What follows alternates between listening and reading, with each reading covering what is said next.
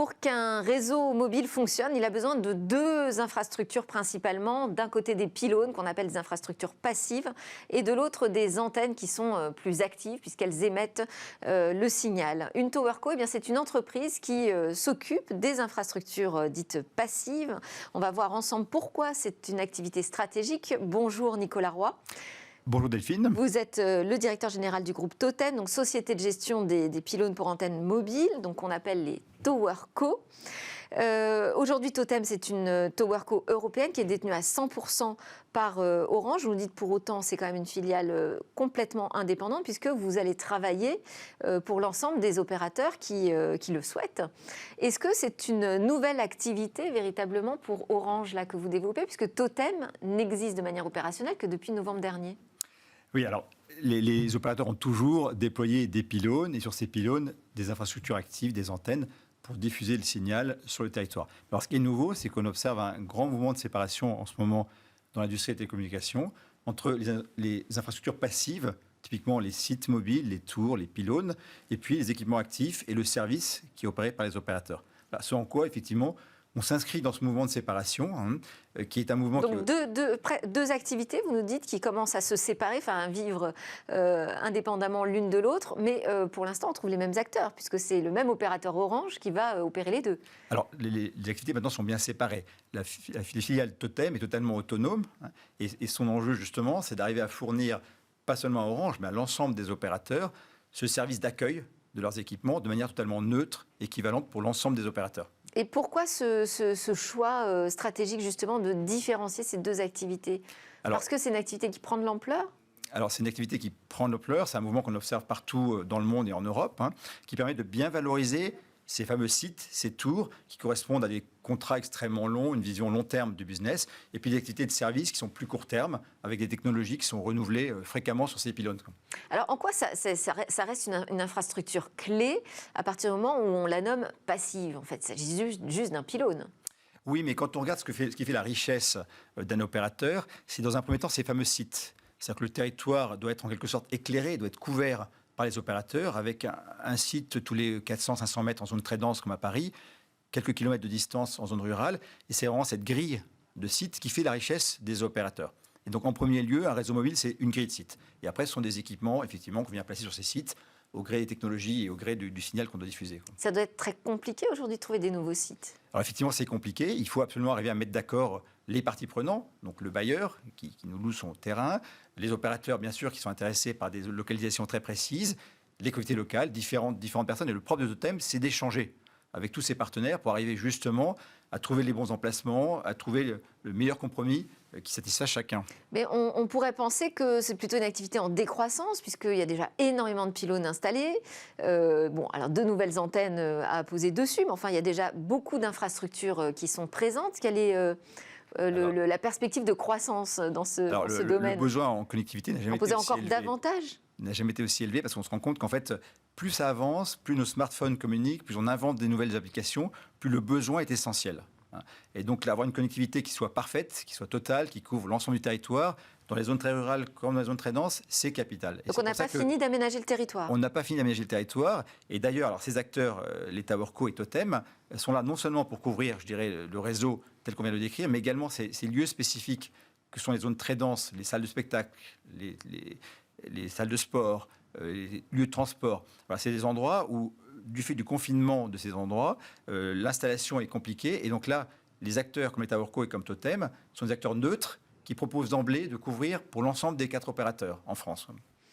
Alors, vous parlez de sites spécifiques. Est-ce que ça, c'est lié aussi à l'arrivée de la 5G? C'est-à-dire que la 5G va développer davantage cette activité? Alors la 5G, elle répond à 2 besoins. D'abord, toujours plus de connectivité. Nos smartphones consomment de plus en plus de données. Et rappelez-vous, la 3G qui a servi ces besoins, maintenant nous paraît obsolète. Il y a eu la 4G, heureusement, et maintenant la 5G arrive. Et puis, il y a un deuxième besoin qui est apporté par la 5G et qui va couvrir le monde entreprise. Le monde entreprise, contrairement au monde grand public, satisfait d'une connectivité, j'ai un peu statistique, a besoin d'une connectivité qui soit parfaite.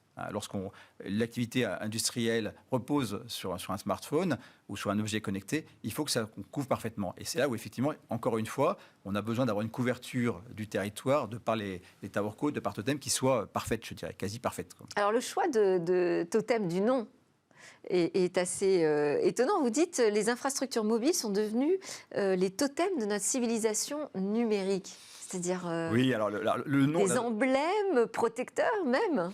Alors, le nom Totem, d'abord, c'est c'est une très belle marque parce que c'est un nom qui se décline dans toutes les langues. Donc ça, c'est une très belle marque. Ouais. Et puis ensuite, effectivement, c'est quoi un totem? C'est l'objet un peu emblématique autour duquel la communauté se rassemble. Et la communauté se soude, communique. Et donc, effectivement, c'est assez emblématique de ce que sont nos sociétés modernes où le totem, l'antenne ou le pylône, c'est un peu le dernier signe visible de ces communications invisibles qui fondent nos sociétés. Et puis au-delà de ça, et ça concerne plus le management de totem, Ouais. je pense que notre enjeu, c'est justement l'échange, c'est le partage, c'est trouver le compromis, la négociation avec les différents parties prenantes du territoire et les opérateurs.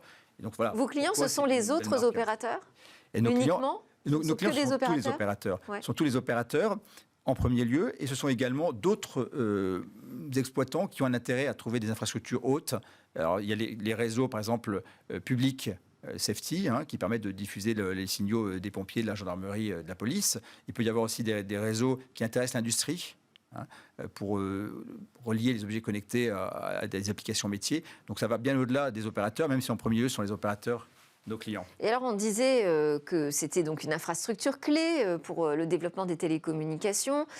Aujourd'hui, on trouve qui principalement comme acteur derrière les TowerCo?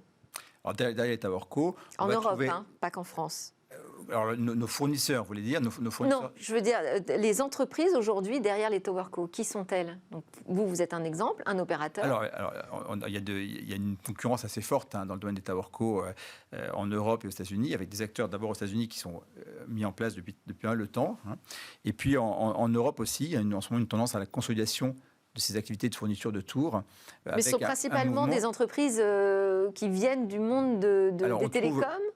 Alors, on trouve deux types d'entreprises. On trouve des entreprises issues du monde des télécoms, un peu comme Totem, qui sont issues de séparation de ces infrastructures passives des réseaux. Et puis, d'autres acteurs qui viennent plutôt du monde de real estate ou du monde financier, qui d'emblée ont construit des TowerCo. Donc, on a cette dualité. Et il y a un besoin très fort d'industrialisation de cet écosystème. On part d'un monde qui est très financier au départ, avec une vision de la communauté financière qui est effectivement de séparer les infrastructures passives du service. Et puis en fait, il y a un besoin de service, d'industrialisation. Et c'est pourquoi la façon dont on place Totem, c'est vraiment d'être la TowerCo de confiance qui permettra demain de faire en sorte que les opérateurs d'une part et puis l'ensemble des parties prenantes du territoire aient réellement confiance dans ces activités qui demandent encore une fois d'échanger pour être le plus juste possible et puis satisfaire les besoins finaux du client. Parce que si vous dites qu'aujourd'hui c'est important pour garantir, assurer la souveraineté de l'Europe, ça veut dire qu'il y aurait des menaces étrangères sur ce secteur ?